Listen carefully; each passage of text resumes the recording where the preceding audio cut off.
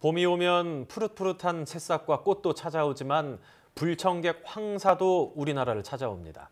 일반적으로 황사는 봄에 발생한다고 알려져 있지만 요새는 갈수록 황사가 오는 시기가 빨라지는 기분인데요. 네, 점점 빨라지고 더 심해지는 황사에 대해서 자세히 알아보겠습니다. 국립기상과학원 차주환 연구관 연결됐습니다. 안녕하세요. 네, 안녕하세요.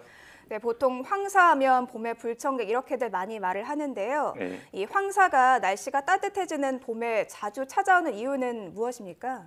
네, 일반적으로 황사는 중국과 몽골 등 발원 지역에서 바람에 의해 하늘 높이 불러 올라간 미세먼지가 대기 중에 퍼져서 하늘을 덮다가 서서히 떨어지는 현상인데요. 국내에 영향을 주는 이런 황사의 입자 크기는 주로 1에서 10 마이크로미터 사이입니다.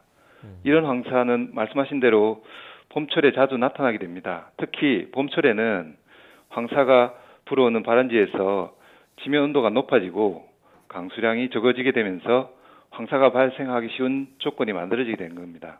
한마디로 말씀드리면 봄철에는 먼지가 잘 날릴 수 있는 조건이 만들어진다고 보시면 될 것 같습니다.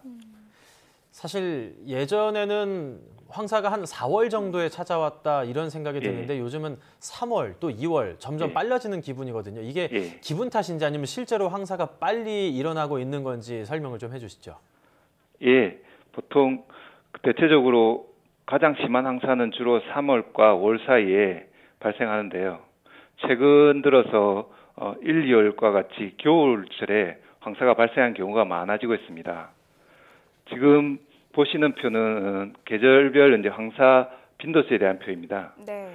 보시면 연두색 부분으로 되어 있는 것이 봄에 일어나는 황사 빈도수이고요. 검은색 부분이 겨울에 나타나는 황사 빈도수입니다. 보시다시피 2000년도 이후로 점차 겨울에 황사가 일어나는 경우가 많아지고 있죠. 네. 실제로 2002년 황사특보제가 시행된 이후에 2009년도에 처음으로 2월에 황사특보가 발생하였고요. 그해 겨울 생각나시겠지 모르지만 12월 25일 날 황사가 와서 성탄절에 관측된 첫 번째 황사로 주목받기도 했습니다.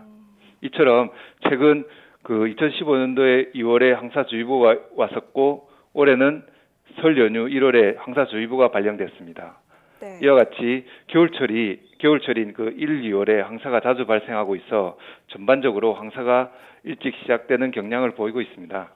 네, 그래픽을 보면 연두색으로 나타난 부분이 봄 황사, 그리고 이 겨울에 나타나는 황사는 파란색으로 이렇게 나타났다는 점 다시 한번 정정을 해야 될 것 같고요. 앞서 설명해 주신 것처럼 겨울 황사가 점점 좀 자주 발생하고 있습니다. 그렇다면 봄 황사, 겨울 황사 차이점이 있을까요? 예, 겨울철 황사는 보통 봄철 황사에 비해서 약하거나 빈도수가 많지 않지만요. 최근에 겨울 황사가 더 위험한 경우가 있습니다. 네. 그 이유는 황사가 날아오면서 발원지인 중국의 환경 때문인데요. 겨울철에는 중국의 난방기구 등 사용이 급증하기 때문에 이로 인해서 대기오염 물질이 많이 방출되고 이 때문에 겨울철 황사가 이런 대기오염 물질과 함께 국내로 유입되는 경우가 자주 발생합니다. 이런 경우 미세한 모래먼지 위주의 봄철 황사보다는 겨울철 황사가 건강상에 더 위험하다고 볼 수 있습니다. 일반적으로 이제 봄 황사가 더 강하긴 하지만 겨울 황사에서는 난방을 통해서 대기오염 물질 같은 게 더 많이 섞여 있기 때문에 더 위험할 수도 있다. 이런 뜻으로 이제 받아들이면 될 것 같은데 이렇게 황사가 본격적으로 시작되는 시기가 점차 빨라지고 있는 이유, 여기에 대해서도 좀 설명을 해주셔야 될 것 같습니다. 예, 아무래도 지구 전체의 어떤 기후 변화와 관련돼 있다고 보이는데요. 앞에서 말한 바와 같이 황사의 발원지인 중국 북부 내륙 지역과 몽골 지역에서 최근 지구 온난화 등 기후 변화에 의해서 발원 지역의 기온이 점차 상승하고 있고요. 강수량은 점점 줄고 있습니다. 지금 보시는 그림과 같이 중국 북부 내륙 및 몽골 발원 지역에서 보면 빨간색으로 되어 있는데요. 그 의미는 이 지역에 최근 10년간 발생한 강수량이 평년에 비해 25% 정도밖에 오지 않았다는 의미입니다. 네. 이러한 연구 결과는 주로 기온이 상승하고 강수량이 점점 줄면서 이들 발원지 지역에 지금 건조와 사막화가 진행되고 있다는 것을 의미하는데요. 따라서 이런 영향으로 국내 황사 시작 시기가 점점 빨라지는 것으로 보입니다. 네, 뭐 지구 온난화 같은 기후 변화로 인해서 이 황사 발생 시기가 좀 더 빨라진다 이런 말씀으로 예. 정리해 볼 수 있을 것 같은데 더 문제가 되는 게 앞서 뭐 난방 기구 같은 것 때문에 예. 이런 오염 물질이 많이 들어있다 이런 말씀도 주셨거든요. 예. 이 황사 속의 유해 물질도 아무래도 점차 더 많아진다는 게 좀 우려가 되는 부분인데 어떻습니까? 네, 말씀하신 대로 그 최근 황사에는 이제 중국의 산업화 도시화로 대기오염 물질이 이제 급증하고 있습니다. 네. 이로 인해서 그 먼지만 날아오는 것이 아니라 그 황사 속에 그 유해성 성분인 황산염이나 질산염, 중금속 등 이런 유해한 성분들도 함께 혼합돼서 날아오고 있고요. 그 양이 점차 증가하고 있는 것으로는 생각됩니다.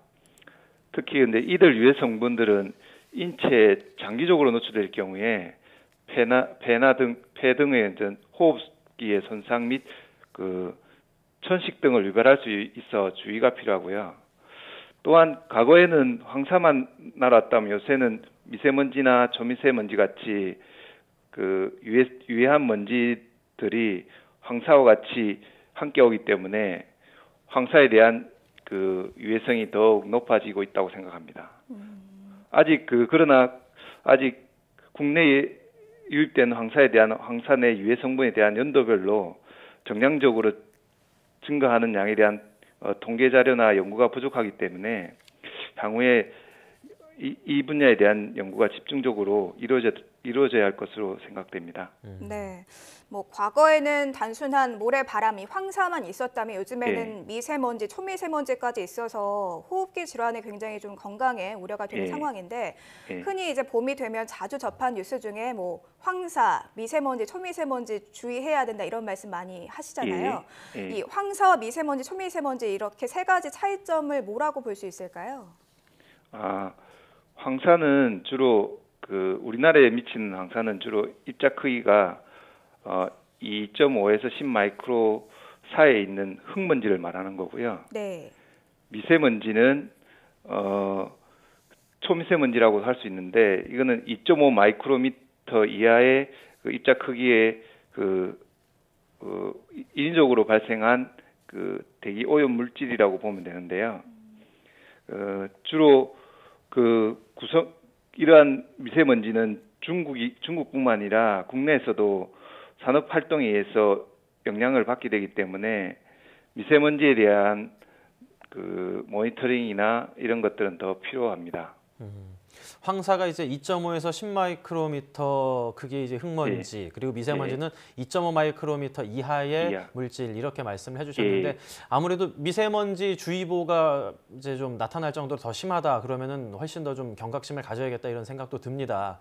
향후 우리나라의 황사 앞으로 이제 어떻게 변해갈 것인지 좀 의견을 듣고 싶은데요.